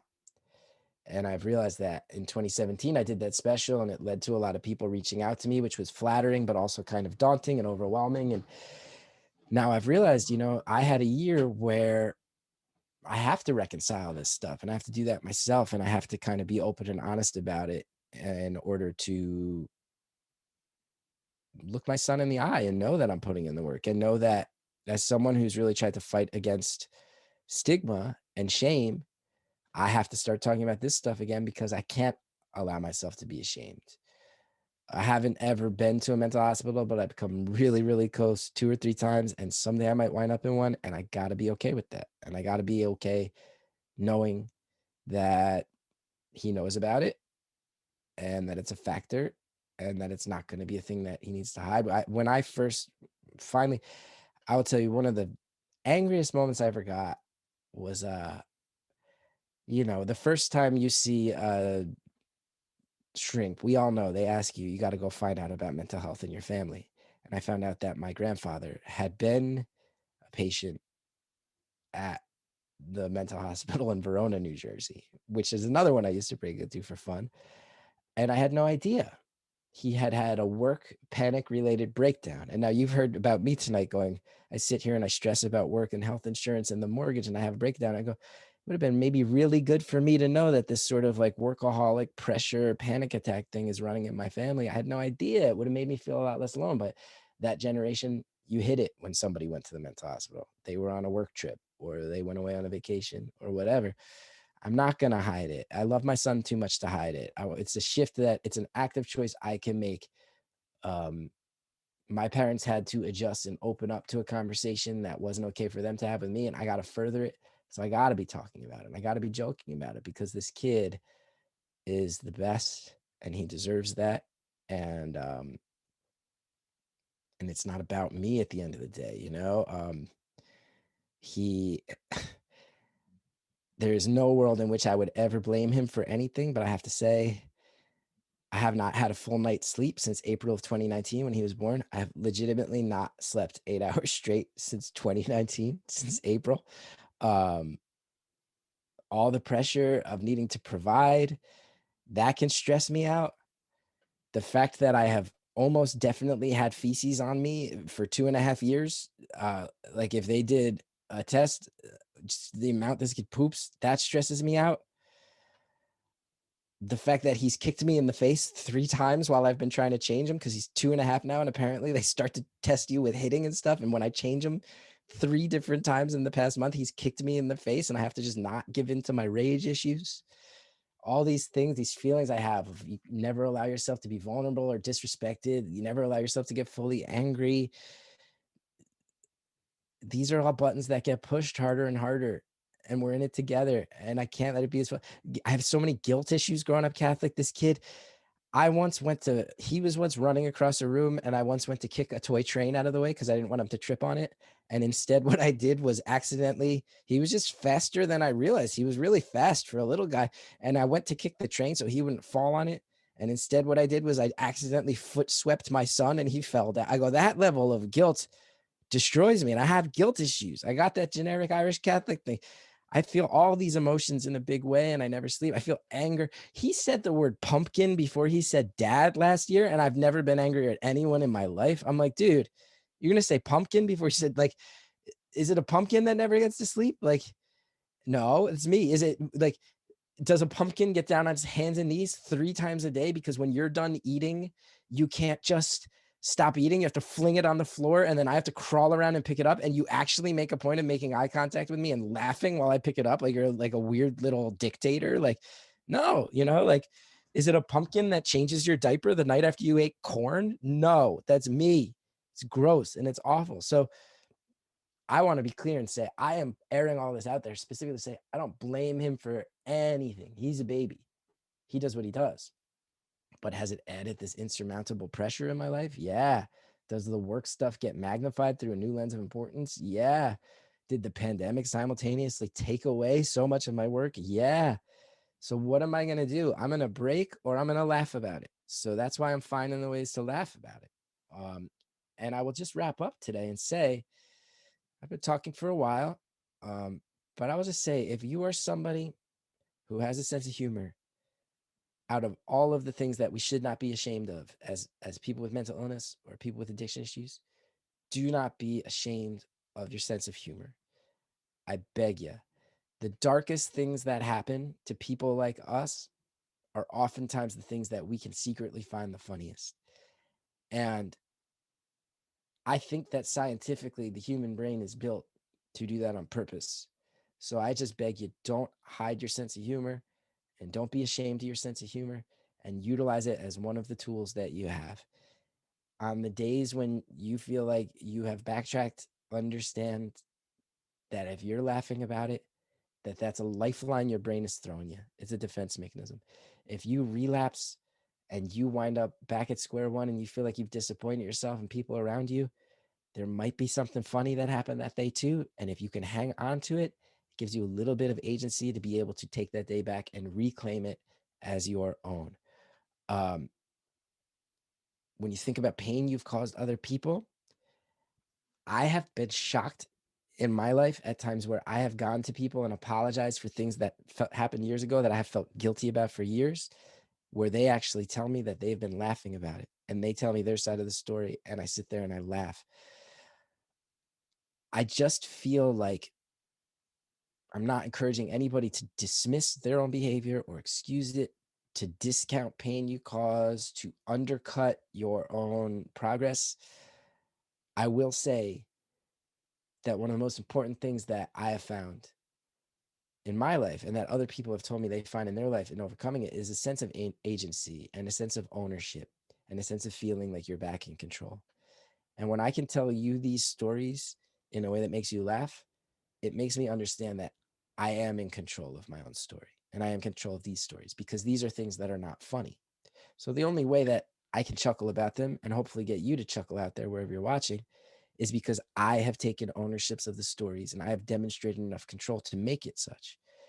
They're not funny things, but we can turn them funny.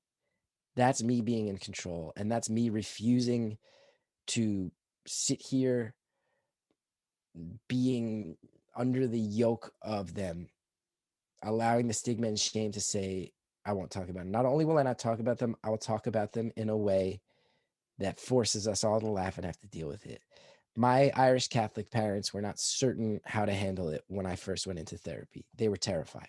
I did not tell them what was going on with me for many years because I thought it was going to scare them and they were going to feel let down and embarrassed, all the things we felt, people of my age in our 40s. And I remember after I got put on medications, my first medications made me fall asleep. They made me put on weight. They gave me short-term memory loss. It was hard 20 years ago, and the medications are a lot better now. But I will never forget sitting at our kitchen table, and if I needed to talk about something related to my therapy, I would usually start it by looking at my mom and going, well, hey, I wanted to bring something up. As you know, I take pills because I'm crazy. And what we would do is we would laugh. And she would go, don't say that, you're not crazy. And I'd go, then why do they give me the pills? And we would laugh about it. And then we could finally have a whole lot of conversations that were years long overdue. It started with that laugh, because that was me letting her know I'm in control of this and it's okay. And you're allowed to get in on this on my level because I'm the one dictating the dialogue now. It went a long way. So like I said, I'm no expert. I've probably put my foot in my mouth 100 times in the course of the past hour. And if I have, I apologize. And please, anyone with actual knowledge and experience and training, correct me. But I just hope that anybody out there watching, listening, realizes it's been a hard year and a half for everybody. It's been a hard life for a lot of us, and that the funny times are nothing to apologize for either. And I hope that some of these chuckles helped alleviate pressure for you. And I hope you're thinking of those moments in your life and you're allowing yourself that as well, because it's a lifeline and you deserve it. And I'm rooting for everybody, even the people I haven't met. And thanks for letting me ramble, and have a great day. Yay, thank you so much, Chris. Let's all give him a big virtual round of applause. I can't thank you enough for your message and your humor. I think anyone that's in recovery knows we have to laugh about ourselves or it'll overtake us. So with that, I also want to thank Angela from NAMI, Molly from OCAAR, and Michael from Ohio Pro, as well as Director Criss, for all being here today, as well as our two storytellers, Ashley and Marc. Thank you guys for sharing your truths. We have one more prize to get away, and the randomizer has picked 103, which is Valerie Catherine. You win a prize package. Woo! All right. We have 2 breakout sessions now, and I'm going to pass it over to my cohort, often referred to as Michelle when it's really Michaela. So Michaela, please take it away. Hi everyone, thank you so much for being here today. I hope you really enjoyed the trivia and the stories. Of course, those are always the best part, and Criss showing us how to laugh a little and telling us it's okay. So we do have 2 more options for you to join right after this. In just 5 minutes, we have an art session, and that is open to anyone. You don't need any special supplies. Denise from Artists at Heart is going to lead a little fall recovery art session. So I'll put the link to that in the chat now. That is in a separate Zoom meeting, so you'll need to log off here and join a new meeting. We also have a yoga session, and Kaylee, who leads a lot of recovery yoga in Medina, is going to lead some yoga for you. And again, that is open to anyone, all skill levels, any ability, you can join that session. So I'll post the chat for that now. We will have a recording of today's session available on our website, and you will get your certificates and a link to the survey from Criss Hayes on Monday. So keep a look on your email. If you don't get it and you need it, you know where to find us. Our emails are in the chats if you need anything. Thank you so much again for joining us today, and have a great day.